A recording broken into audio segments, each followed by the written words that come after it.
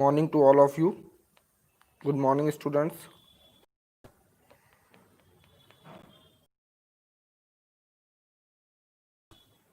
चलिए, तो बहुत सारे बच्चों को देखिए संस्कृत का जो पैसेज था, जल्दी से मुझे कमेंट करके बताइए, क्या आपको संस्कृत के पैसेज में अब डर लगता है? आपको समझ में आता है पैसेज कैसे करना होता है? आपको पहली बात तो ये याद रखनी होगी कि क्वेश्चन नंबर 121 से, देखिए ये संस्कृत का पूरा पेपर है। आप जब भी पेपर देने जाएंगे और अगर आपने संस्कृत भाषा ली होगी तो ये वाला जो पेपर है वो अलग से मिलेगा आपको। जैसे आपका मेन सेट ए है तो आपको संस्कृत का भी सेट ए मिलेगा। जैसे यहाँ सेट जो मेन है वो ए था, लेकिन एक्चुअली पेपर संस्कृत का अवेलेबल ना होने के कारण मैंने सेट बी का पेपर लगा रखा है। तो एग्ज़ाम में ऐसा नहीं होता है, एग्ज़ाम में जो मेन पेपर होता है उसी के अकॉर्डिंग उसी सेट का आपको संस्कृत का अलग से पेपर मिलेगा। लैंग्वेज कोड संस्कृत का 16 होता है, ये याद रखना आप प्यारे बच्चों। और दूसरी बात याद रखना कि यह आपका जो पेपर होगा, यहाँ फर्स्ट लिखा इसका मतलब प्राइमरी का, और यहीं सेकंड लिखा होता तो ये सेकंड का होता। दूसरी बात, क्वेश्चन आपको 91 से कहाँ तक मिलेंगे? 120 तक। 91 से 150 तक मिलेंगे। 91 से 120 कौन बच्चे करेंगे? जिन्होंने फर्स्ट लैंग्वेज को संस्कृत लिया होगा, एज ए संस्कृत लिया Sanskrit as a first language ली होगी। तथा 121 से 150 वो बच्चे करेंगे क्वेश्चन जिन्होंने सेकंड लैंग्वेज ली है। तो जितने आपके बिहार, यूपी, एमपी या हरियाणा जहाँ पे भी हिंदी बेल्ट है, वहाँ सारे बच्चे अधिकतर हिंदी भाषा को प्रथम भाषा के रूप में लेते हैं सीटेट में, और संस्कृत या अंग्रेजी को द्वितीय भाषा या सेकंड लैंग्वेज के रूप में लेते हैं। तो प्यारे बच्चों चलिए फिर स्टार्ट करते हैं, देखते हैं आगे की कहानी। तो ये आपके सामने पेपर है, देखो साफ साफ लिखा हुआ है कि भाषा 1, भाषा 2, क्वेश्चन 1 से 150। आप पढ़ भी सकते, थोड़ा सा आप पढ़ जरूर लिया करिए।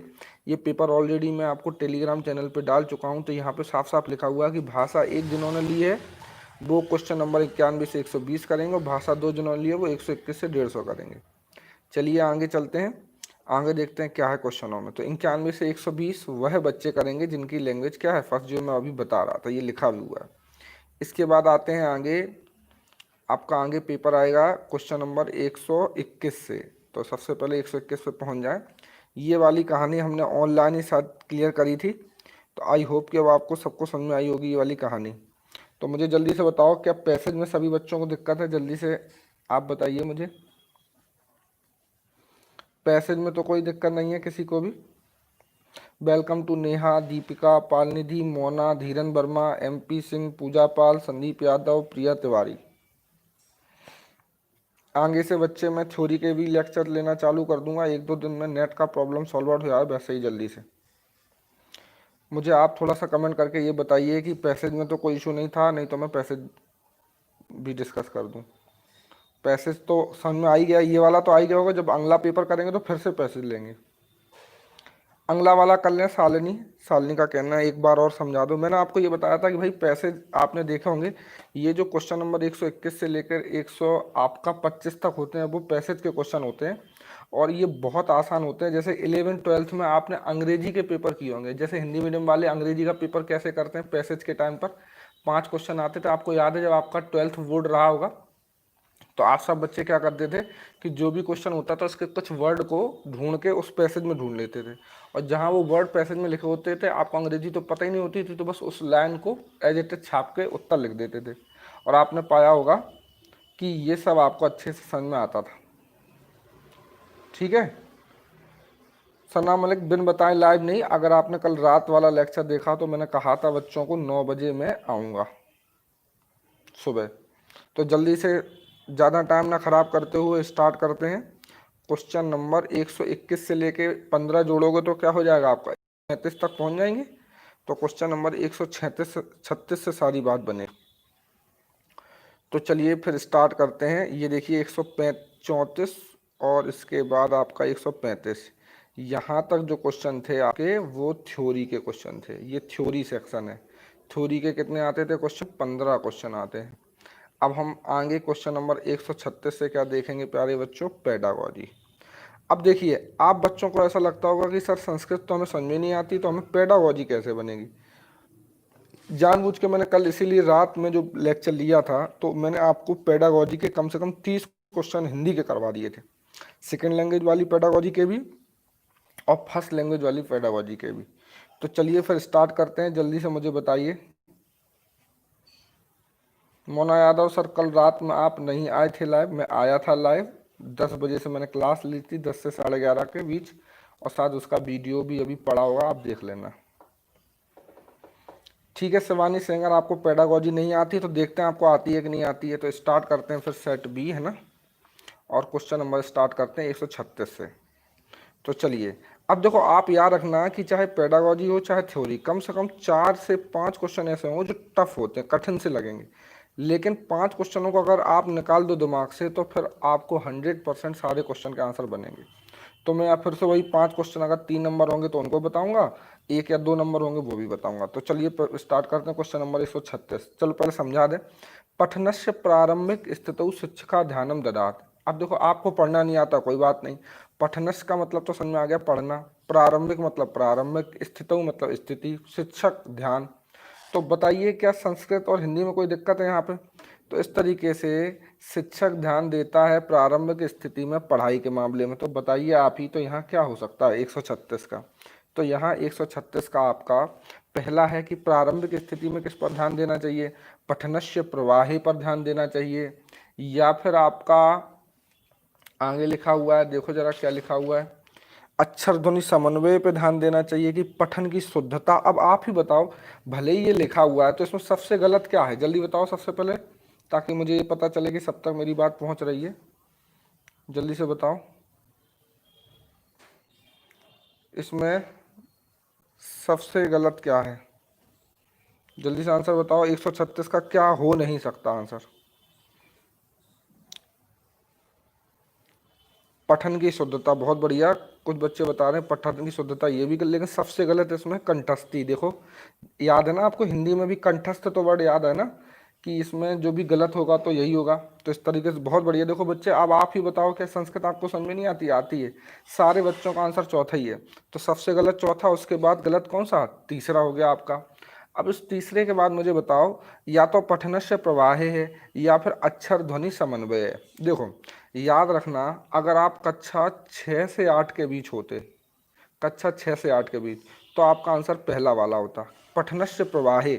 आपको बताया था मैंने कि देखिए, किसी को पढ़ना आता है इसका मतलब ये नहीं कि वो शुद्ध शब्द पढ़ लेता है।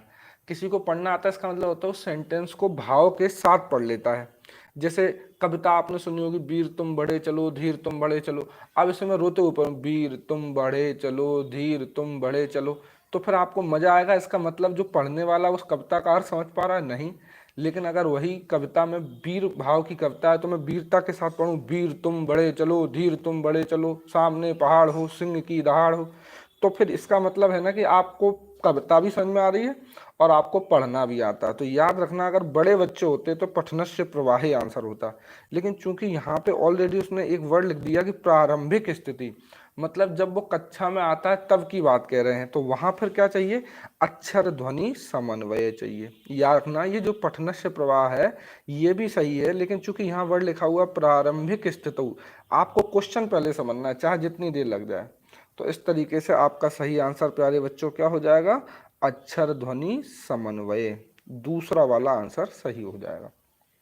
क्लियर है सबको? जल्दी से बताओ। यहाँ तो सबको दिख रही है वीडियो, मैं भी देख पा रहा हूँ वीडियो, सबको सही दिख रही है। आप थोड़ा सा नेट वेट का इशू हो सकता है इस वजह से, ठीक है। तो मैं थोड़ा सा और बड़ा कर सकता हूँ, इससे ज़्यादा कुछ नहीं हो पाएगा। चलिए फिर आगे चलें। सबको आ गया 136? 136 का है सेकंड। चलिए अब आते हैं क्वेश्चन नंबर 137 पे। अब मुझे आप बताना कि आपको क्या लगता है इसका आंसर। क्वेश्चन है श्रवणम पठनम। अब देखो, अब आपको मैं अभी अभी बता दूं कि जैसे सुनना था, फिर बोलना था, पढ़ना था, और क्या था? लिखना था, यही तो थे।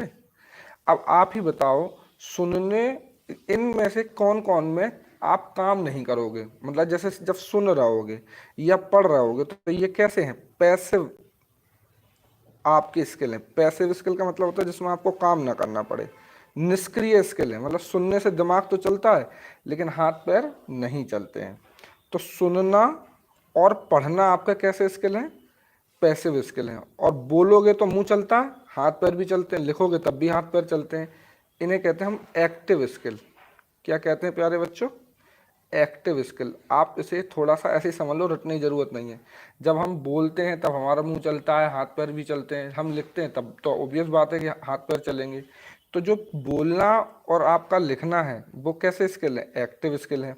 और जो आपका सुनना और पढ़ना है वो कैसे स्किल है? पैसिव स्किल है। अब दूसरी बात कि जैसे आपको ज्ञान लेना है तो ज्ञान लेने के लिए आप किसी बात को सुनोगे और पढ़ोगे। जैसे कि अभी आप यूट्यूब चैनल पे सुन रहे हो और साथ में क्वेश्चन पढ़ रहे हो, तो आप इससे क्या कर रहे हो? ज्ञान ले रहे हो। और अगर बोलोगे और लिखोगे जैसा कि मैं कर रहा हूँ, तो बोलने और लिखने का काम कौन कर रहा है? मैं। तो मैं ज्ञान दे रहा हूँ। और सुनने और पढ़ने का काम कर रहा है कौन? आप। तो आप ज्ञान ले रहे हो। तो यहाँ पे किस किस की बात की गई? श्रवणम। श्रवण करना मतलब सुनना ही तो होता है। श्रवण मतलब क्या होता है? सुनना। और पठन मतलब क्या होता है? पढ़ना। तो फिर पैसिव स्किल की बात की जा रही है। जल्दी बताओ प्यारे बच्चों, पैसिव स्किल की बात की जा रही है। तो इससे क्या होगा? तुम अपना ज्ञान बांटोगे या फिर दोगे। तो अभिव्यक्ति कौशल का मतलब होता है अपनी बात जाहिर करना। जैसे मैं अपनी बात को जाहिर कर रहा हूं, तो अभिव्यक्ति कौशल कौन कौन से होगा प्यारे बच्चों? जल्दी से बताओ। अभिव्यक्ति मतलब आपका क्या हो जाएगा? बोलना या फिर लिखना। बोलना और लिखना कैसे कौशल है? अभिव्यक्ति कौशल है।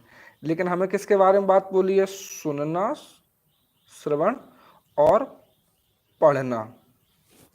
तो इसी तरीके से है। तो ये अभिव्यक्तात्मक कौशल होंगे, बोलना लिखना। लेकिन यहाँ पे तो सुनना और पढ़ने के बारे में बात बोली गई, तो ये गलत हो गया। रुच्युत्पादक कौशल ये भी नहीं होगा। चिंतनात्मक कौशल, तो चिंतन के लिए तो कोई कौशल सुनना बोलना पढ़ने लिखने की जरूरत ही नहीं है। आपको दिमाग से सोचना होता है। या तो कौशल अभिव्यक्तात्मक होते हैं जो कि हैं बोलना और लिखना, या फिर कौशल ग्रहणात्मक होते हैं प्यारे बच्चों, जो कि हैं सुनना और पढ़ना। तो यहाँ सही आंसर क्या हो जाएगा आपका? चौथा। प्यारे बच्चों सबको समझ में आया आपको? अब आगे से आपको कोई रटनी चीज़ तो नहीं है। अब आप ही बताओ, संस्कृत कठिन लग रही है क्या आपको? बस आपका डर है अंदर का, और कुछ नहीं। जरा सा आप थोड़ा सा शब्दों पर ध्यान दो और आपको आइडिया लगने लग जाए। चलो तो फिर आगे चलते हैं। 137 के बाद देखते हैं क्वेश्चन नंबर 138। ये क्या कहता है? 138 जो क्वेश्चन है वो ये कहता है, युव लेख का नाम आवश्यकता अनुसारम शिक्षका प्रतिक्रियाम कुर्यात्। अब देखो, तुम्हें ना समझ में आया तो कोई बात नहीं। आवश्यकता अनुसार हिंदी है कि संस्कृत है? हिंदी है। शिक्षक हिंदी है, प्रतिक्रिया हिंदी है। कुर्यात, उर्यात का मतलब क्रा जहाँ आ जाए उसका मतलब करने से होता है। तो आवश्यकता अनुसार शिक्षक प्रतिक्रिया करेगा। अब यहाँ युव लेख का नाम लगा हुआ है, तो आपको आइडिया लग रहा होगा युव मतलब युवा और लेखक मतलब लेखक। तो जो नए लोग होते हैं, लेखक होते हैं, उन्हें आवश्यकता शिक्षकों को प्रतिक्रिया कैसे देना चाहिए, या मतलब छोटे बच्चों को। तो देखिए अब यहाँ क्वेश्चन है, ये थोड़ा सा आपको टफ। दो क्वेश्चन तो सरल लगे, अब थोड़ा सा ये टफ लग रहा होगा। तो देखते हैं 138 क्या कहता है। कहता है कि तई, तई का मतलब सा तौ ते तम तौ तन। तो इस तरीके में वे सब सम्यक कार्यम कृतम इति प्रशिष्याम कृत्वा कृतभ्या उद्धरणम कृत्वा विशिष्ट टिप्पणी च दत्वा। अगर बहुत कुछ समझ में ना हो तो दो तीन वर्ड तो समझ में आ रहे हैं। विशिष्ट टिप्पणी देना चाहिए, प्रशंसा करनी चाहिए। तो ये वर्ड बुरे लग रहे हैं कि अच्छा लग रहे हैं? अब देखिए, हिंदी की पेडागोजी का संस्कृत रिप्लेसमेंट है, बस आप इतना जानना। तो 138 का एक तो प्रशंसा करना विशेष, ये तो अच्छे वर्ड है। तो मैं गोला मार दूं। गोला मारने का मतलब होता है ये क्वेश्चन का आंसर हो भी सकता है, नहीं भी हो सकता। त्रुटि नाम उपेक्षा कर्तुम निर्देश। आपको याद है हिंदी में भी पेडागोजी आई थी, तो उसमें भी ये वाला ऑप्शन था जिसमें ये लिखा था कि शिक्षक जब कोई मतलब बच्चे गलती करते हों तो उनको शिक्षक क्या उनकी त्रुटियों की उपेक्षा करेंगे। उपेक्षा का मतलब इग्नोर करना होता है। उपेक्षा मतलब क्या होता है? इग्नोर करना। तो त्रुटियों की उपेक्षा करना सही होगा क्या प्यारे बच्चे? जल्दी से आंसर बताओ, मैं रुकाऊं? जल्दी बताओ, आपका उपेक्षा करना आंसर सही होगा क्या दूसरा वाला? तो यहाँ पे ये वाला गलत हो गया। कक्षायाम तेसाम उत्तम लेखनार्थम सम्मानम कृत्वा। तो बताइए, क्या आपका लेखन का मतलब उत्तम लेखन है, मतलब अच्छी राइटिंग है? अच्छी राइटिंग से ज़्यादा अच्छे विचारों के साथ लिखना होता है। तो याद रखना, ये भी गलत हो गया। व्याकरण त्रुटि नाम विस्तृत प्रतिपुष्टि दत्तम। प्रतिपुष्टि का मतलब होता है फीडबैक। प्यारे बच्चों, ये थोड़े से जो वर्ड हैं आपको नए से लग रहे होंगे, आप समझ लो। प्रतिपुष्टि हिंदी का ही वर्ड है जिसका मतलब होता है फीडबैक। तो प्यारे बच्चों, क्या आप उन्हें फीडबैक दोगे? व्याकरण में जो गलतियां उनके लिए, लेखकों को जो भी मतलब जो भी बच्चे छोटे बच्चे लिखते हैं, तो उनके लिए एक शिक्षक के लिए क्या प्रतिक्रिया होना चाहिए? त्रुटि नाम मतलब त्रुटियों को पीछा करना तो नहीं होगा। अच्छी राइटिंग के लिए सम्मान करना ये हो सकता है, लेकिन यहाँ पे इसका मतलब ही नहीं है। व्याकरण की त्रुटियों का आप बड़ा सा फीडबैक दोगे, ये नहीं। यहाँ पे क्या करें, जो भी उन्होंने लिखा है उसकी आप प्रशंसा करोगे और साथ में विशिष्ट उत्तरनी कि भाई तुमने बहुत अच्छा लगा, वेरी गुड, ऐसे ही लिखते रहो। जो आप याद है आपको गुड वेरी गुड मिलता था आपके लिखने पर, आपकी कॉपी में आपके टीचर देते थे, तो आपको अच्छा लगता था कि नहीं लगता था, आपको प्रोत्साहन मिलता था।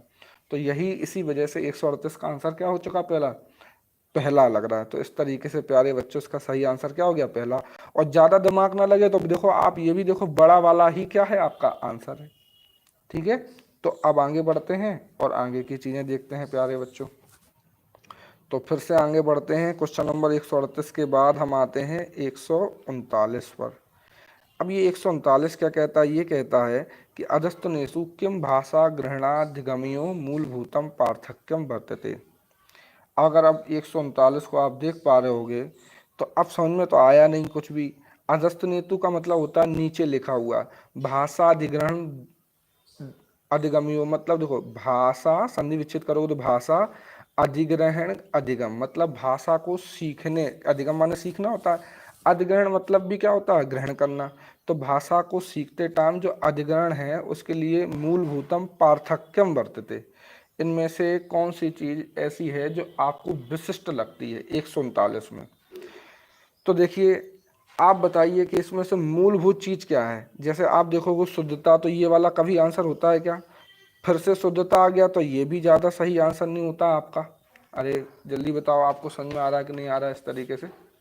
तो ये बात तो अभी अभी देखी थी ना, अब या तो होगा पहला या फिर क्या होगा तीसरा। ये थोड़ा सा दो तीन क्वेश्चन ही ऐसे हैं जो थोड़ा सा आपको टफ लगेंगे और फिर से सरल लगने लग जाएंगे।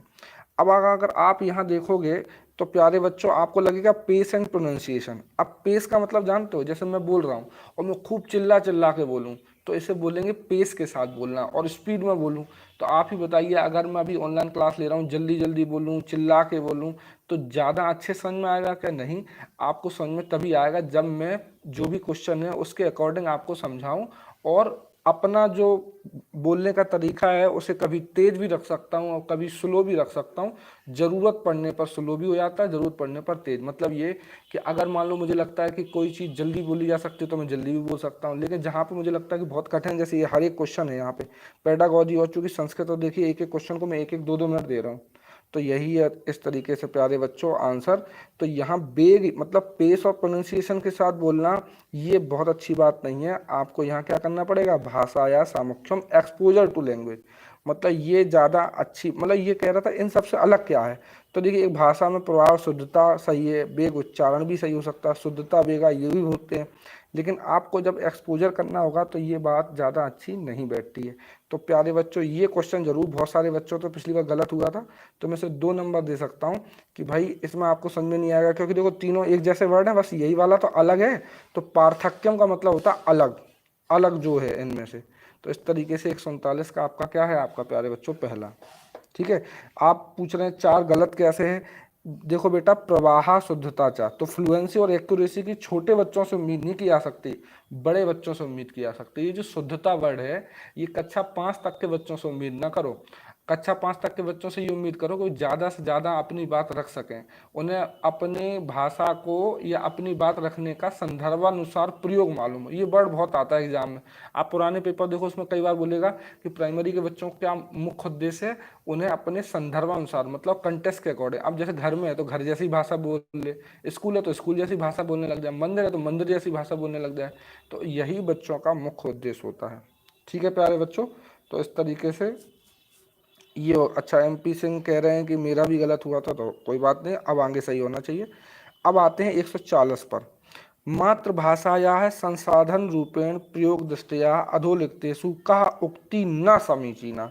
तो सबसे पहले बस संस्कृत में ये दिक्कत जाएगी, ये जो ना लिखा ना इसका मतलब होगा हमें निगेटिव आंसर ढूंढना है, और संसाधन का मतलब तो समझ ही आता होगा, तो पहले हिंदी समझ लो। देखो 2 वर्ड ही बस बहुत है, मातृभाषा और संसाधन। तो याद रखना हिंदी की पेडागॉजी में भी, अंग्रेजी की पेडागॉजी में भी और संस्कृत की पेडागॉजी में ये क्वेश्चन जरूर पूछा जाता है कि बताइए मातृभाषा किसी भाषा को सिखाने के लिए क्या है।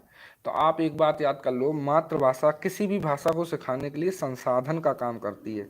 संसाधन का मतलब होता है वो चीज़ें जो आपकी पढ़ाई में काम आए। जैसे अभी आप ऑनलाइन पढ़ाई कर रहे हैं तो आपको नेट की ज़रूरत है, तो इंटरनेट इंटरनेट आपका संसाधन है, स्मार्ट मोबाइल जो है, फ़ोन है, वो आपका संसाधन है।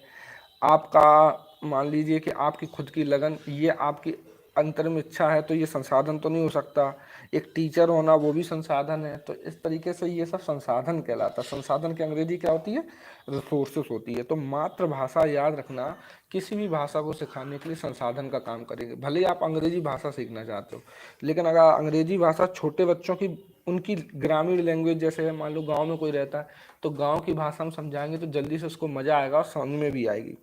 तो हमेशा याद रखना कि यहाँ मातृभाषा संसाधन का ही क्या करती है? काम। अब यहाँ पे ये बताना है कि इनमें से कौन सा ना है, याद रखना, निगेटिव आंसर बताना है।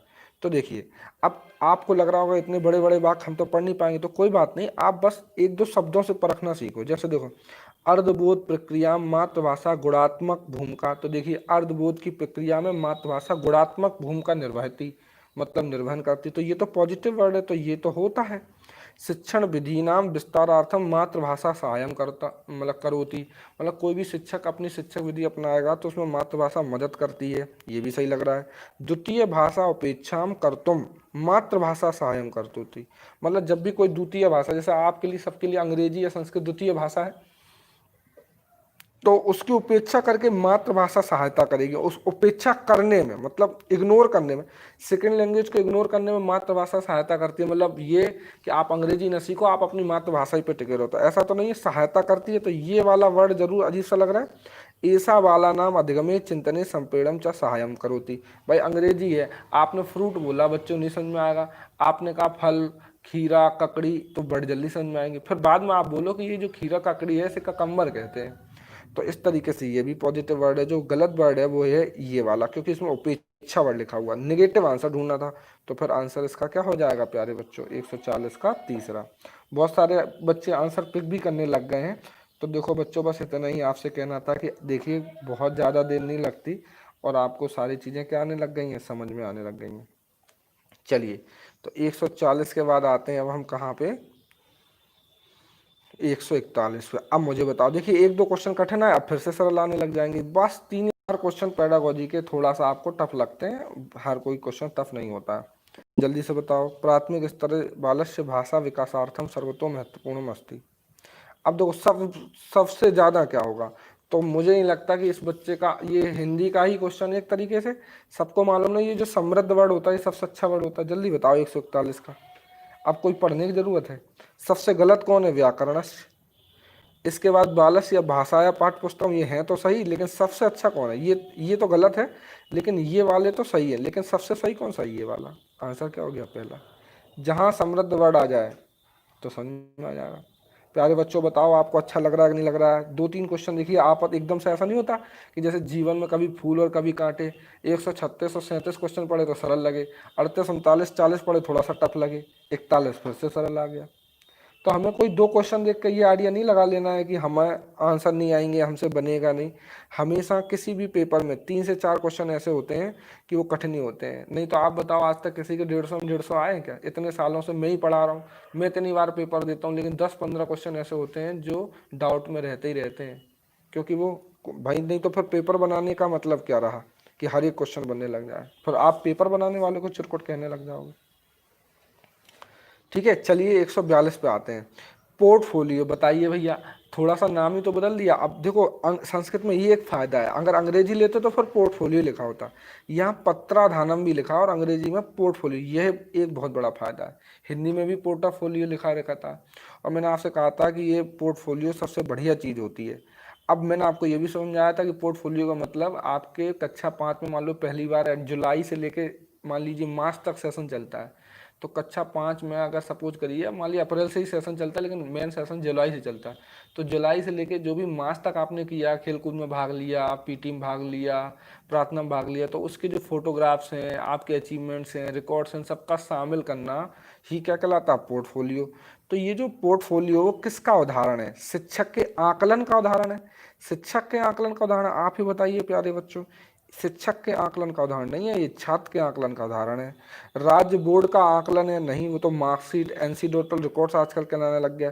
स्वयं का आकलन है? तो नहीं, उभय स्वतः आकलन से शिक्षका आकलन शिक्षा मतलब इसमें वो सारी चीज़ें शामिल होती हैं जो आपसे रिलेटेड हैं और शिक्षक से रिलेटेड, मतलब आपने पेपर दिया उसको भी शामिल किया जाएगा। आप ऐसे भी देख सकते थे कि स्वतः और बोर्ड आकलन से शिक्षा, ये सारी बातें दूसरे में शामिल हैं, ये बड़ा भी है, तो फिर कौन सा आंसर लगाते? आप दूसरा ही लगाते। तो किसी तरीके से ले लो सबको। हाँ, पूजा संखवाद दो ही लग रहा क्या? आप तो है ही। ऑप्शन जल्दी से पढ़ लिया करो, जब मैं अगला क्वेश्चन रखा करूँ आपके सामने तो पहले ऑप्शन सारे पढ़ लिया करो, उसके बाद क्वेश्चन समझने का प्रयास किया करो। अब देखो, अब जब तक आपने क्रॉसवर्ड खेला नहीं होगा तब तक कैसे पता चलेगा? आपको याद है अखबार में पहले फिल्मी क्रॉसवर्ड आती थी कि मतलब उसमें मतलब सुडोकू टाइप ऐसा यूं करके बना होता था और उसमें नीचे इस तरीके से पूरा बना के कुछ अक्षर भर दिए जाते थे और फिर आपसे कहा जाता था यहाँ अजय देवगन की फिल्म का नाम बताओ, यहाँ किरण की फिल्म का नाम बताओ, यहाँ माधुरी दीक्षित की फिल्म का नाम जिसमें अमरीश पुरी था। अब जिसने फिल्में देखी होती तो उसे अच्छा याद होता था, फिर वो भर देता था। तो जो वर्ड यहाँ मान लीजिए पा आ रहा है तो खड़े में भी फिर पा आएगा, इस तरीके से नाम आ जाता। तो इसी को कहते हैं क्रॉस वर्ड। तो क्रॉस वर्ड जो होती है, अब सॉरी क्रॉसवर्ड, माफ़ कीजिएगा, क्रॉसवर्ड जो होती है वो वर्ग प्रहेलिका ये काहे के लिए होती है? तो लेखन कौशल के लिए है यहाँ पे, या फिर आपका शब्द ज्ञानम है, साहित्यिक अर्थम है, श्रवण कौशल। तो जहाँ तक मैंने समझाने की कोशिश करी, आई होप कि आप समझ गए होंगे कि ये जो क्रॉसवर्ड होती है वो एक फिल्मी की भी हो सकती है आपकी, जैसे आप बचपन में अंताक्षरी खेलते थे, जैसे मान लीजिए यहाँ पे ऐसे मैंने बना ली, यहाँ पे सी लिख दिया, यहाँ पे टी लिख दिया और यहाँ पे एम लिख दिया और यहाँ पे मान लीजिए मैं अब क्या लिख सकता हूँ, ओ लिख देता हूँ। अब जैसे मैं आपसे कहूँ कि ये जो पहली वाली लेफ्ट में है वो एक बिल्ली का नाम है, तो आप अपने आप ए भर दोगे। तो जब ए भर दोगे तो ये कैट हो गया, और मैं कहूँ ये खड़े में आपकी हेल्पिंग वर्ब है जिसका मतलब मैं होता, आई एम, आई के साथ लगती तो एम हो गया। ये एक हिंदी मैथोलॉजी का नाम है तो ओम हो गया। तो ये क्या हो रहा है? इससे आपका क्रोशर्ड अच्छा हो रहा है। तो इसी को कहते हैं प्यारे बच्चों क्रोशर्ड, और क्रोशर्ड से क्या अच्छा होता है? शब्द ज्ञानम। तो ये देखिए, ये वो क्वेश्चन है जो 3 नंबर है। देखिए इस क्वेश्चन को आप तुक्के में नहीं मार सकते, क्योंकि या तो ये पता ही होगा और या फिर पता नहीं होगा। तो या तो ये 3 नंबर है या फिर प्यारे बच्चों 1 नंबर है। तो ये फिलहाल क्या है, अब पहले 3 नंबर था क्वेश्चन के आने के पहले, और अब क्या हो चुका है? 1 हो चुका है। जल्दी से बताओ प्यारे बच्चों, ये सब समझ में आ रहा है कि नहीं आ रहा है? जल्दी बताओ, ये जल्दी समझ में आया कि नहीं आया आपको? तो मैं आगे बढ़ूँ फिर, जल्दी से बताओ। आप थोड़ा सा नेट पे जाके लाइव कर लिया करो क्लास। कोई बात नहीं शिवानी, गलत हो गया कौन सी बुरी बात है? जब तक हम गलतियां नहीं करेंगे तब तक हम सीखेंगे कैसे? याद रखो एक बात, जब तक हम उलझेंगे नहीं तब तक हम सुलझेंगे नहीं। तो जो उलझते हैं वही सुलझते हैं। देखिए गलत होना बहुत अच्छी बात है बजाय सही होने की, लेकिन हाँ अभी शुरुआत में। ठीक है, तो मैं आगे बढ़ जाऊँ अब। चलो, तो अगला क्वेश्चन देखते हैं 143 के। अब क्रॉसवर्ड तो कभी आ जाएगा, तो समझ गए ना भैया, है ना? तो आते हैं आगे 144 क्वेश्चन को देखते हैं। जल्दी से देखो, ये क्या कहता है? कहता है कि संभाषण कौशल। संभाषण कौशल का मतलब होता है भाषण देना। देखो संभाषण में भाषण छिपा है, तो आपको सिर्फ क्या देना है? भाषण। अब पहले समझ लो ये भाषण कौशल क्या होता है। देखिए हर कोई भाषण दे पाता है क्या? आपने देखा राहुल गांधी उतना अच्छा भाषण नहीं दे पाते हैं जितना अच्छा नरेंद्र मोदी दे लेते हैं। तो क्या इसका मतलब नॉलेज वाला, जितना राहुल गांधी की नॉलेज है, डिग्रियां हैं, पढ़ाई की है राहुल गांधी ने, उतनी तो नरेंद्र मोदी ने भी नहीं की होगी। लेकिन भाषण के मामले में नरेंद्र मोदी राहुल गांधी से क्या है? ज़्यादा अच्छे हैं।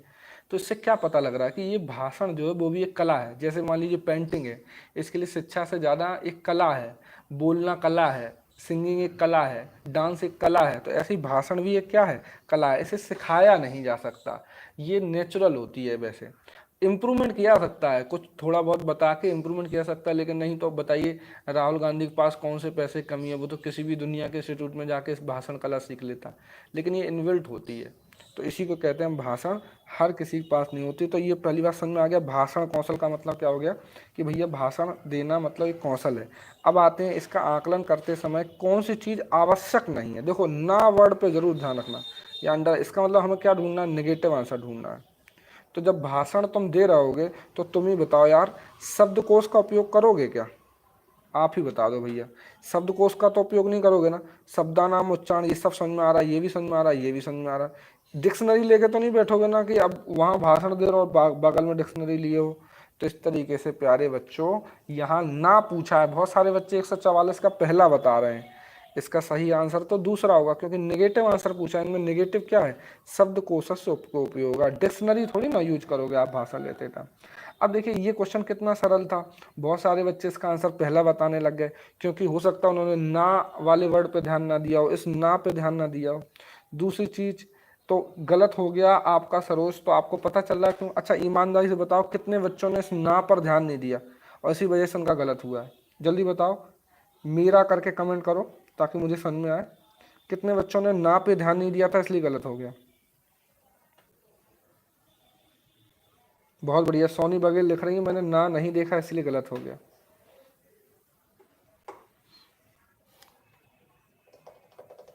शिवांगी शंकर ने भी ना नहीं देखा मेरा, देखिए बहुत सारे बच्चे हैं सिर्फ ना ना देख। अब आप ये बताइए क्वेश्चन आपसे बनता कि नहीं बनता, बनता, लेकिन आप क्वेश्चन को पढ़ते नहीं, तो इसलिए मैं आपसे कह रहा हूँ देखिए पेडागॉजी के लिए एक माइंड सेट का होना जरूरी है, दुनिया की किताबें और पोथी पत्र पढ़ने की जरूरत नहीं है। आप देख भी पा रहे होंगे, आप कितनी भी किताब पढ़ लो ना नहीं देखोगे तो आंसर तो गलत होगा ना। और कौन से नोट्स ऐसा, तो आई होप कि आप समझ पा रहे हो। सर ये क्वेश्चन समझ नहीं आया शिवांगी, ये क्वेश्चन अगर मैं समझाने की कोशिश करूं तो ये है कि संभाषण कौशल गतिविधि आकलन समय अधोलिखितेषु किम न आवश्यकम। मतलब जैसे कोई भाषण दे रहा है तो उसका हमें आकलन करना है कि कितना अच्छा भाषण दे रहा है कितना नहीं दे रहा है, तो उस टाइम पर क्या जरूरी चीज नहीं है। संदर्भे आगता नाम शब्दानाम उचित रूपाणाम प्रयोगा, मतलब क्या वह संदर्भ के अकॉर्डिंग बोल रहा है। आप जैसे मोदी जी हैं, गरीबों के बारे में बोल रहा हूँ, उसके बाद वो पाकिस्तान के बारे में बोलने लग जाए तो फिर आपको सही लगे, भले ही खूब अच्छा भाषण दे लेते हो, लेकिन जो भी बोल रहे हो उसका पहली बात का दूसरी बात से रिलेशन होना चाहिए। दूसरा है शब्दकोश उपयोगा, मतलब क्या जब आप भाषण का आकलन कर रहे होगे तो उसने जो बोला उसके लिए डिक्शनरी बगल में लेके बैठोगे तो इसका अर्थ क्या है, कितना अच्छा शब्द है। तीसरा भाषण स्पष्टता, मतलब वो भाषण समझ में आ रहा है नहीं आ रहा है। और ध्वनि नाम शब्दानाम उच्चारण, मतलब ध्वनि और शब्दों को सही उच्चारण कर पा रहा है कि नहीं कर पा रहा है। अब मैं पेडागॉजी को पेडालॉजी बोलने लग जाऊँ, बहुत सारे बच्चे बोलते हैं, तो फिर ये गलत बात होगी कि नहीं होगी। तो यहाँ डिक्शनरी का उपयोग नहीं करोगे, बाकी स्पष्टता होनी चाहिए, शब्दों को सही उच्चारण भी होना चाहिए और आपका संदर्भ के अनुसार मीनिंगफुल भाषा भी होना चाहिए। ठीक है, तो इस तरीके से ये हो गया आपका। अब आते हैं, हाँ बिल्कुल MP सिंह, आप पूछ रहे हैं कि अगर पॉजिटिव पूछते तो बिल्कुल आपका पहला वाला आंसर होता, तीसरे चौथे भी सही है लेकिन ज़्यादा अच्छा कौन सा है फिर पहला। अगर पॉजिटिव होता है यहाँ पे तो फिर पहला। ठीक है, अभी फिलहाल के लिए आंसर क्या था प्यारे बच्चों, आपका आंसर है शब्दकोश उपयोगा, क्योंकि ये नेगेटिव आंसर है। ये पॉजिटिव है, ये पॉजिटिव है, ये पॉजिटिव है, लेकिन सबसे ज़्यादा पॉजिटिव कौन है, ये वाला। ठीक है, तो आई होप कि अब आपको 144 समझ में आ गया। भैया चौथा क्यों होगा 144 का मनमोहन, 144 का आपका फिर पहला होता, ध्वनि नाम उच्चारण से भी ज़्यादा जरूरी चीज़ है संदर्भ के अकॉर्डिंग। ठीक है, तो आते हैं 145 पर। ये क्या कहता है कि भाषाया अक्षर ध्वनि संबंध स्थापन द्वारा पठन अध्यापनम अस्ति, शाब्दिक विधि फोनिक मेथड, समग्र भाषा विधि होल लैंग्वेज मेथड। अब आपको ये थोड़ा सा कम समझ में आ रहा होगा, तो देखिए मैं एक आपको वर्ड बताता हूँ, इससे आपको तुरंत समझ में आ जाएगा कि इसका आंसर क्या होगा। देखिए ये जो ध्वनि लिखा है ना, ध्वनि मैंने आपको हिंदी के 2 लेक्चर दिए थे, तो उसमें बताया था कि फिनिम वर्ड होता है एक, याद है फिनिम। फिनिम का मतलब होता है हिंदी में स्वनिम, और नॉर्मल मतलब होता है साउंड। ठीक है, अब यहाँ देखो फिनिम या फोनेटिक्स कहाँ लिखा हुआ है, यही तो लिखा हुआ है। तो जब भी ध्वनि अक्षर का संबंध पढ़ना हो आपको, मतलब क्वेश्चन ये है कि भाषा या भाषा की अक्षर ध्वनि संबंध को पढ़ने के टाइम पे या पढ़ाने के टाइम पे क्या जरूरी है, तो जब भी आपको अक्षर और ध्वनि का संबंध चाहिए होगा तो आपको पढ़ना होगा फोनिक मेथड को, क्योंकि आपको ध्वनियों का परिचित कराना है कि भाई आप ये जो जेड बोलते हैं तो आपने पता बताया होगा अंग्रेजी में आजकल ये जेड नहीं बोला जाता, कई बार जी बोला जाता है जी। ये जो आप क्यू बोलते हैं, सॉरी पी बोलते हैं, तो वो पी नहीं है वो फी है। या फिर आप आई बोलते हैं सब लोग अपने इंडिया में, लेकिन वो आई नहीं है वो आय है। तो यही है फेनेटिक्स, मतलब किसी शब्द को सही से बोलने का तरीका। आपको बताया था मैंने कि जो षटकोण वाला सा होता है वो जीभ तालु कहाँ लगेगी, दंत कहाँ लगेगा, तो अभी नहीं बता होगा तो मैं बता दूंगा, तो इन्हीं को कहते हैं फोनिक मेथड। तो ये क्वेश्चन जरूर 3 नंबर है, लेकिन याद रखना आप एक बात रट लो कि ध्वनि संबंध जहाँ पे भी आते हैं वहाँ आंसर क्या होता है प्यारे बच्चों, फोनिक मेथड होता है। ठीक है, डायरेक्ट मेथड भी होता है, लेकिन डायरेक्ट मेथड से भाई भाषा तब सीखी जाती है जब आपको सिखाना ना हो। पार्ट लैंग्वेज मेथड ऐसा कुछ होता नहीं है, होल लैंग्वेज मेथड का मतलब पूरी भाषा को पढ़ने के बाद पढ़ाना होता है। अब आते हैं क्वेश्चन नंबर 146 पे। ये क्या कहता है कि पाठ्य पुस्तकात बहिर्गमनम गोइंग बियॉन्ड टेक्स्ट बुक। मतलब आपको मालूम है कि भाई जो भी सीबीएसई वो कहता है कि सिर्फ पाठ्य पुस्तकों से ही ना पढ़ाइए, इसके साथ साथ जो भी आसपास के उदाहरण उनको भी बताइए। तो अगर हम ऐसे देखें कि पाठ्य पुस्तकात बहिर्गमनम गोइंग बियॉन्ड टेक्स्ट बुक, ये क्या करता है, मतलब ये किस काम में आता है। तो आप देखेंगे क्या यह पाठ्य पुस्तक की उपेक्षा कर रहा है, मतलब पाठ्य पुस्तकों से बाहर जाने का क्या अर्थ है, ये प्रश्न है। 145 का क्वेश्चन का 46 का क्वेश्चन का प्यारे बच्चों आंसर ये है कि मतलब 146 ये पूछना चाहता है कि गोइंग बियॉन्ड टेक्स्ट बुक्स या पाठ्य पुस्तकों से बाहर जाने का क्या अर्थ है। अब मैं आपको पहले आंसर बता देता हूँ, फिर मुझे आंसर बताना। पहला वाला कहता है कि पाठ्य पुस्तक से उपेक्षाम कृत्वा तथा बहिर्गमनम, मतलब पाठ्य पुस्तकों से बाहर जाने का मतलब ये पाठ्य पुस्तकों की उपेक्षा कर दो, मतलब उन्हें हटा दो और फिर बाहर जाओ। दूसरा कहता है पाठ्य पुस्तक केंद्रित ज्ञानम स्यात्, पाठ्य पुस्तकों से संबंधित ज्ञान ही देना चाहिए। तो ये तो बिल्कुल ही गलत हो गया, क्योंकि बाहर जा रहे हो पाठ्य पुस्तक तो पाठ्य पुस्तक केंद्रित ज्ञान तो दोगे नहीं। तीसरा कहता है कि पाठ्य पुस्तकात बहिर्गमनम कृत्वा छात्राणाम भारम अधिकम न वर्धेत, मतलब पाठ्य पुस्तकों से बाहर जाने की वजह से छात्रों का भार बढ़ता नहीं है, कम हो जाता है। और ये लिखता है पाठ्य पुस्तकम अतिरिक्त पूरक पाठन सामग्री प्रबंधनम, मतलब पाठ्य पुस्तकों के अलावा और सहायक सामग्री, सहायक शिक्षण सामग्री को उपलब्ध कराना। जैसे देखिए भले ही ये पेपर है, लेकिन जब मैं अपनी बातों से आपको समझाने की कोशिश करता हूँ तो कभी राहुल गांधी का नाम ले रहा हूँ, कभी नरेंद्र मोदी का नाम ले रहा हूँ, तो ये है पेपर के बाहर भी जाके समझाना। तो जो ये मैं पेपर के बाहर जाता हूँ तो ये जो बाकी जो उदाहरण देता हूँ ये मेरे लिए सहायक शिक्षण सामग्री हुए कि नहीं हुए। कभी बैल का एग्जाम्पल देना, कभी तोते का। तो यहाँ पर अगर हम देखें तो पाठ्य पुस्तकों की उपेक्षा करना नहीं होता, पाठ्य पुस्तकों के बाहर जाना। सर हम काम कर रहे थे इसलिए क्लास नहीं ले पाए, कोई बात नहीं अनिल। तो यहाँ पहला वाला भी नहीं होगा, और यहाँ पे भैया भारम अधिकम ना, ऐसा कुछ भार वार होती नहीं है पढ़ाई। अगर पढ़ाई समझ में आएगी तो आपको भार लगेगी नहीं। तो इस तरीके से प्यारे बच्चों चौथा आंसर हो जाएगा। ये हिंदी में भी ऐसे ही आएगा, मतलब अगर मैं इसकी हिंदी बोलना चाहूँ तो ये क्वेश्चन कैसे पूछा जाएगा, सुन लो जल्दी से। ये क्वेश्चन ऐसे पूछा जाएगा, भाई पाठ्य पुस्तकों से बाहर जाने का अर्थ आपका क्या होना चाहिए। पहला ऑप्शन दे देगा हिंदी में कि पाठ्य पुस्तकों की उपेक्षा करके बाहर जाना। दूसरा दे देगा पाठ्य पुस्तक से रिलेटेड ज्ञान ही पढ़ाना। तीसरा पाठ्य पुस्तकों से बाहर जाने से जो पढ़ाई का बोझ है वो कम होता है। और चौथा है कि पाठ्य पुस्तकों के अतिरिक्त शिक्षण सहायक शिक्षण सामग्री को उपलब्ध कराना। तो गोइंग बियॉन्ड टेक्स्ट बुक का मतलब यही है कि पाठ्य पुस्तकों के अतिरिक्त सहायक शिक्षण सामग्री को प्रयुक्त कराना। तो इस तरीके से इसका आंसर होगा प्यारे बच्चों 14। देखिए अभी तो गलत हो सकता है, क्योंकि आप अभी कुछ जानते थोड़ी ना, लेकिन धीमे धीमे एक या दो पेपर करने के बाद मैं क्या करूँगा, पहले पूरा पेपर ऐसे समझा दूंगा दो, फिर मैं लगातार ऐसे सीरीज लिया करूँगा, जल्दी जल्दी फिर पूछा करूँगा। तो आपको ऐसे ही आंसर बताना हो, मुश्किल से 2 या 3 दिन लगेंगे और आपका काम अच्छा हो जाएगा। ठीक है, तो अब आते हैं 146 के बाद प्यारे बच्चों 147 पर। चलो इसे देखो।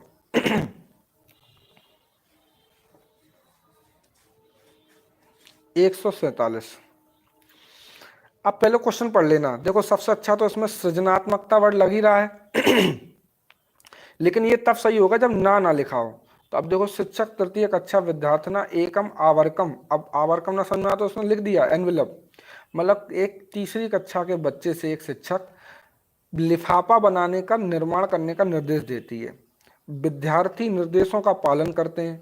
भाषा की कक्षा में यह जो गतिविधि है वो किसमें सहायता करेगी। 147 का आपको हिंदी समझ में आ गई कि एक जो कक्षा है उसमें शिक्षक तीसरी कक्षा के बालक से एक लिफाफा बनाने को कहता है। तो लिफाफा बनाते हैं शिक्षक के निर्देशों का पालन करके विद्यार्थी। तो आप बताइए ये जो क्रियाकलाप है ये किसमें मदद करता है, संभाषण कौशल में करेगा, श्रवण कौशल में करेगा, कि लेखन कौशल में करेगा, या सृजनात्मकता में करेगा। जल्दी बताओ प्यारे बच्चों, सही आंसर क्या होगा। देखो भाई, लिफाफा बनाने का भाषण देने से क्या मतलब, सुनने से क्या मतलब, हाँ सुनना हो सकता है, सॉरी सुनना आपका हो सकता है। मतलब यहाँ पे अगर हम वैसे देखें तो सुनना तो हो सकता है, क्योंकि यहाँ निर्देशों का पालन कर रहा है। और लेखन बिल्कुल नहीं होगा और संभाषण बिल्कुल नहीं होगा, और ये भी हो सकता है। लेकिन इन दोनों में ज़्यादा बेटर कौन सा है, सृजनात्मकता वाला है। तो अब देखिए तो आंसर आ गया ना आपका। चलिए स्टार्ट करते हैं आगे 148। आगे ये रहा। अब ये क्वेश्चन ऐसा है जो आपसे बिल्कुल, ये मतलब आप सोचो ये 3 नंबर प्रश्न है, क्योंकि भाई इसमें पेडागोजी के नाम पर थ्योरेटिकल चीज पूछ ली है। ये बहुत सारे बच्चों का गलत हुआ था, बहुत सारा डाउट भी रहा था, क्योंकि ये काफी कंफ्यूज होकर क्वेश्चन पूछा गया था। अब ये है कि संविधान 343 के अनुच्छेदानुसार, अब भैया संस्कृत पढ़ने वाले, सीटेट प्राइमरी पढ़ने वाले संविधान पढ़ने लग जाएंगे क्या? नहीं। हाँ, हिंदी में आपको ये सब है, तो आप थोड़ा सा समझो कि हिंदी सहायक राजकीय भाषा अस्ति। तो भैया हिंदी सहायक राजकीय भाषा नहीं है, हिंदी तो राजकीय भाषा है, राजभाषा है। आंग्ल भाषा राजकीय भाषा अस्ति, तो ये भी नहीं होगा। हिंदी राजकीय भाषा अस्ति, ये भी हो सकता है, और आंग्ल भाषा सहायक राजकीय भाषा अस्ति, ये भी सही हो सकता है। तो जब ये क्वेश्चन आया था तो सबसे ज़्यादा बच्चों का 148 क्वेश्चन क्यों गलत हो गया? क्योंकि इसका आंसर पहला दूसरा तो नहीं, इतना तो नॉलेज रखते हैं बच्चे, लेकिन तीसरा चौथा दोनों ही सही है। तो यहाँ पे 343 एक अनुच्छेद के अनुसार हिंदी राजकीय भाषा है, और दूसरे अनुच्छेद के मतलब 343 2 के अनुसार आंग्ल भाषा सहायक राजकीय भाषा है। तो इस वजह से इसका आंसर प्यारे बच्चों चौथा नहीं था, क्योंकि यहाँ वन नहीं लिखा हुआ, वन लिखा होता अगर 343 वन लिखा होता तो ये वाला आंसर होता, लेकिन यहाँ 343 2 लिखा हुआ है, इसलिए ये वाला आपका आंसर है। तो ये वाला क्वेश्चन देखो अगर गलत हो जाए तो आपको कोई टेंशन नहीं लेना, कोई बात नहीं। ये क्वेश्चन गलत हो गया तो ये तो बहुत अच्छी बात है आपके लिए, क्योंकि आप रटने वाले बच्चे नहीं हो, आप पढ़ने वाले बच्चे हो। चलिए एक और क्वेश्चन देखते हैं। अब देखिए, ये मैं संस्कृत क्यों बोला था, देखिए आपको अंग्रेजी भी लिखी मिलेगी जरूर, हर बार मिलती है। क्लासिकल लैंग्वेज किम निक्सम नास्ति, मतलब आपको ये बताना है कि इसमें से कौन सी ऐसी चीज है जो क्लासिकल लैंग्वेज का हिस्सा नहीं है। अब देखना आप, पहले मैं आपको आंसर बता दूं फिर समझना। भाषाया कानिचन प्राचीन साहित्यन महाकाव्यान संति, भाषा में जो प्राचीन साहित्य होता है, क्लासिकल का मतलब पहले समझ लो।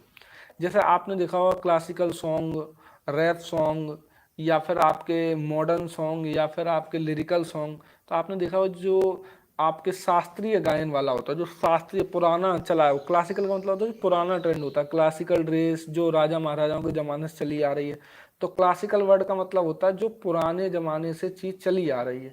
जैसे भैया आपने ठुमरी गाई कभी, या किसी ने गाई, मोए भूल गए सांवरिया, आवन कह गए अजऊ ना आए, लीन ना मोरी खबरिया। तो इस तरीके के जो सॉन्ग होते हैं ना, क्लासिकल सॉन्ग्स कहते हैं, जिनमें शास्त्रीय संगीत होता है, वायलिन होता है, आपका मृदंग होता है, ढोलक होती है, तो इन्हें कहते हैं क्लासिकल सॉन्ग। तो वैसे क्लासिकल सॉन्ग की जगह यहाँ पे क्या है, क्लासिकल लैंग्वेज। संस्कृत कैसी भाषा है? क्लासिकल लैंग्वेज है, पुराने ज़माने से चली आ रही है। तो यहाँ ये कहा गया है कि इनमें से कौन सी चीज़ इसका निष्कर्ष नहीं निकाला सकता, मतलब क्लासिकल लैंग्वेज को लेकर। तो पहला है भाषाया है कानिचन प्राचीन साहित्यन महाकाव्यानि संति, तो ऑब्वियस बात है कि प्राचीन साहित्य महाकाव्य तो भाषा में होते हैं। अगला भाषा अनुसूचित भाषा वर्गे न शेड्यूल्ड लैंग्वेज, तो ऐसा कुछ होता है क्या? मतलब ये तो बात समझ में नहीं आ रही। देखो ये तो हो सकती है, लेकिन कोई भाषा शेड्यूल लैंग्वेज ऐसा कुछ होता है? ऐसा कुछ तो नहीं होता। भाषा मौलिक साहित्य परंपरा सम इतर भाषा वर्गेभ्य उद्धृत साहित्यम न स्वीकुर्यात्, मतलब जो भी मौलिक साहित्य परंपरा है उसमें जो उद्धृत साहित्य होता है उसे स्वीकार नहीं किया जाता, क्लासिकल लैंग्वेज में नहीं किया जा सकता, लेकिन जो मॉडर्न लैंग्वेज उनमें तो किया जाता है। जैसे मान लीजिए हिंदी है, तो ये जो है वो मॉडर्न लैंग्वेज है, मतलब अंग्रेजी के शब्दों को भी शामिल कर लेती है, लेकिन जो संस्कृत है वो अंग्रेजी के शब्दों को शामिल नहीं करेगी। तो ये बात हो गई आपकी तीसरी। और चौथा कहता है कि भाषाया 1500 2000 वर्ष पुरातन इतिहासा लिखित साहित्यम अस्ति, तो ये बात भी सही है बिल्कुल कि भाषा का पुराना साहित्य है। तो संस्कृत एक क्लासिकल लैंग्वेज है, तो इसमें प्राचीन साहित्य और महाकाव्य लिखा गया है। ये 1500 से 2000 वर्ष पुरानी है, और यह मौलिक साहित्य परंपरा के अलावा कोई नई चीज़ों को या डिक्शनरी को नहीं लेती है। तो ये वाली बात भी सही लग रही है। तो क्या नहीं है, ये शेड्यूल कास्ट लैंग्वेज, ऐसा कोई वर्ड ही नहीं होता। तो इस तरीके से 149 का प्यारे बच्चों आपका आंसर क्या हो जाएगा? दूसरा। अच्छा, ये क्वेश्चन बहुत टफ लगा था बच्चों, क्योंकि इसकी जो संस्कृत है वो थोड़ा सा टफ है। तो ये क्वेश्चन अगर आपका गलत हो जाए तो कोई बात नहीं प्यारे बच्चों, क्योंकि ये क्वेश्चन एक मतलब गिनती के 3 या 4 ही क्वेश्चन ऐसे हैं जिनमें आपको ऐसे दिक्कत जा रही होगी, ठीक है। तो ये बात हो गई। वैसे बहुत सारे बच्चों ने 149 का दूसरा बता दिया है। आगे आ जाओ, क्योंकि देखो शेड्यूल कास्ट ऐसे सोच लेते तब भी आता, तो इसी तरीके से लगाते हैं, उन्हें अर्थ आए चाहे ना, ऐसे कोई मतलब नहीं। तो चलते हैं आगे, क्वेश्चन देखते हैं। अब ये थोड़ा सा, चलो मैं आपको बताता हूँ क्या था। श्रवण कौशलस्य है, मतलब ये जो क्वेश्चन है विद्यार्थना श्रवण कौशलस, ये जो वर्ड लिखा हुआ है इसका मतलब श्रवण कौशलस लिखा हुआ है, जो दिख नहीं रहा आपको। जहाँ तक मुझे आइडिया लग रहा है, अभी पता चलेगा आगे। सॉरी, ये है आपका श्रवण कौशलस। श्रवण कौशलस एग्जैक्ट मुझे भी अब आइडिया नहीं है, क्योंकि मैंने पेपर तो देखा नहीं, डायरेक्ट ये आया है, गलती हो गई होगी। श्रवण कौशल से आकलन हम करते, तो बताइए, अगर मुझे श्रवण कौशल करना है, मतलब सुनने का कौशल का आकलन करना है किसी बच्चे का, कि उसकी सुनने की क्षमता विकसित हुई कि नहीं हुई। क्वेश्चन क्या है प्यारे बच्चों, सुन लो 150, कि अगर मुझे किसी बच्चे की सुनने की क्षमता का आकलन करना है, किसका आकलन करना, सुनने की क्षमता का आकलन करने के लिए निम्नलिखित में से कौन सा ऑप्शन सही है, सुनने की क्षमता का आकलन। तो ऑप्शन देखते हैं। ये कहता है कि मैं हिंदी बता देता हूँ, फिर मुझे बताना कि सुनने की क्षमता अगर आपको आकलन करना है तो कथाया वर्णम बोधक परक प्रश्न ही, मतलब कोई कहानी सुनाकर उससे उससे रिलेटेड प्रश्न पूछना चाहिए। आपको वो चिमटा वाली हामिद की कहानी याद है, जिसमें वो अपनी नानी के लिए चिमटा लेके आता है, तो उसमें क्वेश्चन पूछा जाता है कि बताइए हामिद क्या लेके आया था, या हामिद चिमटा क्यों लेके आया था। तो ये सब क्या है आपका क्वेश्चन होगा, यही होगा बोध परक। अगर उसे कहानी अच्छे से आपने सुनी होगी तो बच्चे बता पाएंगे हामिद क्या लेके आया था, क्यों लेके आया था। अधिकम मौन वाचनार्थम अवसर प्रदान, ज्यादा से ज्यादा सुनने का अवसर प्रदान करना चाहिए, तो ये भी सही लग रहा है। छात्रान भ्रमणार्थम बहिनीत्वा, मतलब सुनने के कौशल के लिए छात्रों को आप भ्रमण पर बाहर ले जाओ। तो देखो ये वाली बात आपको पचेगी क्या, आप भ्रमण पर बाहर इसलिए आओगे ताकि आपको सुनने को मिले, तो ये वाली बात तो बिल्कुल गलत है। और प्रतिदिनम पुनः पुनः अभ्यास, ये भी सही लग रहा है। अब देखो ये वो क्वेश्चन है पेडागोजी का जिसमें देखो तीसरा तो नहीं होगा नीतेश, तीसरा तो बिल्कुल नहीं है। यहाँ पे आकलन ना वाला नहीं, पॉजिटिव आंसर ही पूछा हुआ है, तो अब पहला भी हो सकता है, तीसरा भी हो सकता है और चौथा भी। तो बताइए इन तीनों में सबसे बढ़िया कौन है। पहला ये कहता है कि कहानी सुनकर क्वेश्चन पूछे जाना चाहिए, चौथा कहता है कि ज़्यादा से ज़्यादा अभ्यास करवाना चाहिए, और दूसरा कहता है कि ज़्यादा से ज़्यादा मौन वाचन का मौका देना चाहिए। तो जल्दी बताओ मुझे, 150 का बहुत सारे बच्चे दे रहे हैं, पहला आंसर हो सकता है। बहुत बढ़िया, आपको समझ में आ गया। वो देखिए सुनने का मतलब भी ये है कि सुनना तो है लेकिन उससे आपको कुछ समझ में आए। सुनने का मतलब भी क्या है, समझ आपकी काम करे। ऐसा सुनना नहीं कि सिर्फ सुन रहे हैं और समझ में कुछ ना आए। याद रखना, देखिए सुनना हो चाहे बोलना हो चाहे पढ़ना हो चाहे लिखना हो, जब आप सुने तो उसके बाद आपको चीज़ें समझ में भी आए। अब पता चल रहा आप सुन तो रहे हैं गाना, लेकिन आपको गाना समझ में नहीं आ रहा, अंग्रेजी आती नहीं, अंग्रेजी गाना सुनना है मोहल्ले वालों को दिखाने के लिए, तो वो सुनना कौशल नहीं कहलाएगा। सुनना कौशल का मतलब होगा कि जब आप कोई चीज़ सुने तो वो आपको समझ में भी आए। जैसे मान लीजिए अगर किसी बच्चे की भाषा का विकास नहीं हुआ हुआ, तो आप उसे हिंदी की कहानी सिखाएंगे, तो फिर उसे हिंदी की कहानी सिखाने के बाद अगर समझ में नहीं आएगा तो वो प्रश्नों के उत्तर दे पाएगा क्या, नहीं। खरगोश तो कछुआ की कहानी सिखाई, फिर आपने पूछा खरगोश जीता कि कछुआ, कछुआ क्या कर रहा था, बीच में कौन सो गया था, खरगोश की कछुआ, तो अगर समझ में आएगा तभी तो सुना पाएगा। तो सुनने की कला कथान कहानी कथन से विकसित होती है ना, जितनी, इसीलिए छोटे बच्चों को कहानियाँ सुनाई जाती हैं ताकि उनके अंदर सुनने की कला का क्या हो सके, विकास हो सके प्यारे बच्चों। तो इस तरीके से सारी बातें हैं और इसका सही आंसर प्यारे बच्चों क्या है, पहला है। तो मुझे बताओ कि ये मैंने 15 क्वेश्चन करवाए आपको अभी संस्कृत के, कम से कम आपके इसमें से कितने बच्चों के 8 नंबर आए। मैं बस 8 की उम्मीद कर रहा हूँ। देखिए ये तो पक्की बात है, पेडागोजी में अगर 8 भी आ गए तो आपको कोई भी पास होने से नहीं रोक सकता। पेडागोजी में 8 क्वेश्चन बने कि नहीं बने, जल्दी बताओ, जल्दी बताओ। पेडागोजी में कम से कम 8 नंबर किन किन, अच्छा तेजपाल के 6, कोई बात नहीं तेजपाल, अभी 1-2 पेपर ऐसे ही और करेंगे, फिर मुझे बताना क्या आपके 6 ही होते हैं कि और आएंगे। ब्रजेश कुमार के 7, अनिल कुमार 9, 11 हैं, रोहित के हैं 7, प्रियंका गुप्ता 7, राजमणि 5,